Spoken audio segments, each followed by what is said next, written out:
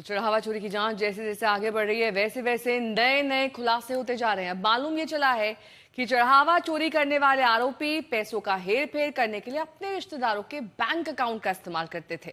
खास बात यह है कि इन रिश्तेदारों को भी नहीं मालूम था कि उनके अकाउंट्स का इस्तेमाल चढ़ावा चोरी की रकम को ठिकाने लगाने के लिए किया जा रहा था।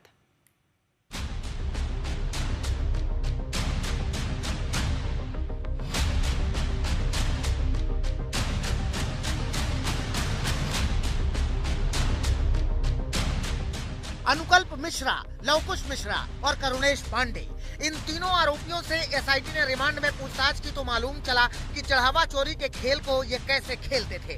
खजाना चोरी के इस खेल को ये अपने रिश्तेदारों के अकाउंट के जरिए अंजाम दे रहे थे।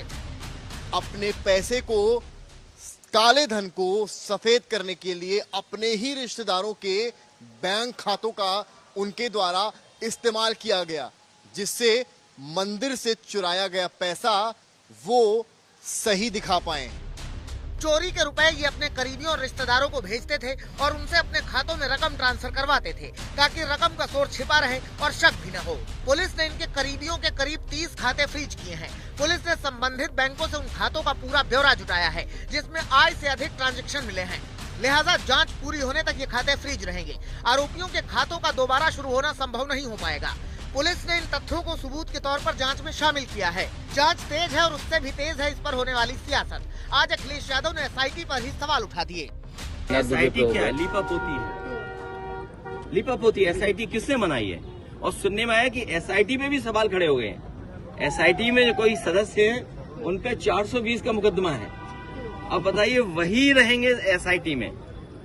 ये लड़ाई बड़ी है, आप नहीं समझ पा रहे हो। ये दिल्ली लखनऊ की लड़ाई है।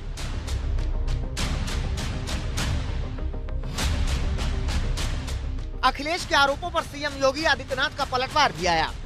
कुछ लोगों ने हिंदू परंपरा और सनातन को अपमानित करना, सनातन परंपरा को कोसना ही अपना जीवन का एकमात्र ध्येय बनाया है।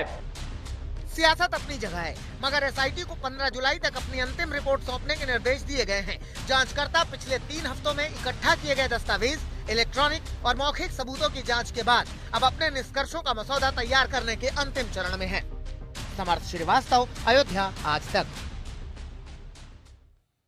और इस बीच बड़ी खबर आपको बता दें, सूत्रों की माने तो राम मंदिर की चोरी के पैसों से एक कार भी खरीदी गई। आरोपी अनुकल्प मिश्रा की निशानदेही पर स्विफ्ट डिजायर कार बरामद की गई है जो कि राम जन्मभूमि थाने में खड़ी हुई है।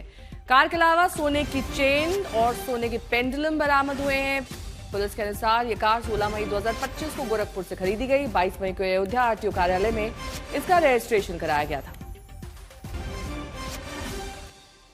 समर्थ मेरे सहयोगी जुड़ गए हैं तमाम जानकारी के साथ। समर्थ, किसके नाम पर ये रजिस्टर्ड कार है और इसका ट्रेस कैसे किया गया?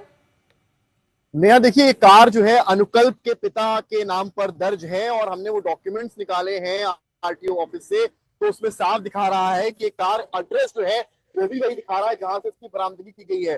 पुलिस की टीम आज सुबह लगभग 4 बजे तीनों आरोपियों को लेकर निकलती है और अनुकल्प के भी एड्रेस पर जाती है, यानी कि उसके पैतृक निवास पर, जहां से स्विफ्ट डिजायर गाड़ी बरामद होती है। और सूत्रों के मुताबिक जानकारी में ये साफ सामने आया है कि जो चंदा चोरी का पैसा है अनुकल्प ने ये गाड़ी उससे ही खरीदी है, यानी कि जो चंदा चोरी का पैसा है उसको सफेद करने के लिए एक जुगत नहीं किया गया है, कई तरीके अपनाए गए हैं। रिश्तेदारों के अकाउंट पे पैसे ट्रांसफर किए गए हैं, उसमें आपने ज्वेलरी खरीद ली गई है, सोना खरीद लिया गया है, गाड़ी खरीद ली गई है। इसके अलावा वहां से 2 सोने की ज्वेलरी भी अनुकल्प के यहाँ से बरामद पुलिस ने की है। तो बड़ी बात यह है कि रिकवरी का दौर जारी है। कुछ घंटे में रिमांड जरूर खत्म हो रही है, लेकिन सुबह सुबह पुलिस आज लेकर निकली तीनों ही आरोपियों को और तीनों के पैतृक निवास पहुंची और इस बीच में कहीं ना कहीं जो कार है वो बरामद होती है। ठीक है।